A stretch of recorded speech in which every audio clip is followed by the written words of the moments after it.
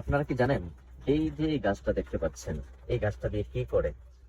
এটা আসলেও কি গাছের জন্য এটা কি করা হয়েছে আপনাদেরকে একটু বলে দিচ্ছি। এই গাছটা দিয়ে কি করা হয়। সর্বপ্রথম আপনাকে একটু দেখিয়ে দিচ্ছি, তাহলেই বুঝতে পারবেন এটা কিসের গাছ এবং এটা কি হয় এটা দিয়ে।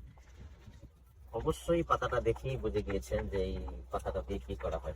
অনেকে জানেন না এই গাছটার মধ্যে যে যে পাতাটা হয়, যে পাতাটা দিয়ে কি করা হয়। আমরা অনেক সময় দেখা যাচ্ছে এই পাতাটা কিন্তু গ্রানের জন্য সালাতে দিয়ে থাকি, অথবা যখন মরিচ বা মুড়ি ভর্তা করি সেই মুড়ি ভর্তার মধ্যে দিয়ে থাকি। রমজানে কিন্তু এই পাতাটার ব্যাপক প্রচলন চলে। তো অবশ্যই কমেন্ট করে জানাবেন, এবং যারা নতুন দেখেছেন এই গাছটা তারাও কিন্তু আমাদেরকে কমেন্ট করে জানাবেন। কারণ উপরে এটা সিস্টেমটা দেখছেন কিভাবে পাতাগুলো হয়, আর এই যে এইগুলো দেখতে পাচ্ছেন গোটা গোটা, এটার মধ্যে কিন্তু এই গাছের বীজ হয়ে থাকে।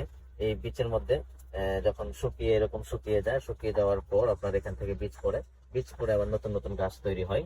তো ইনশাল্লাহ আশা করি এটা বুঝতে পারছেন। এটা কিন্তু একটা চমৎকার একটা গ্রান আছে, যে এই গ্রানটা আপনার মুড়িতে, মুড়ি ভর্তা, এই জাতীয় তো ভর্তার মধ্যে আমরা ব্যবহার করি, তখন একটা চমৎকার একটা গ্রান আসে। আর যখন ন্যাচারাল ভাবে তৈরি হয় সেটা তো আলাদা একটা গ্রান আসেই।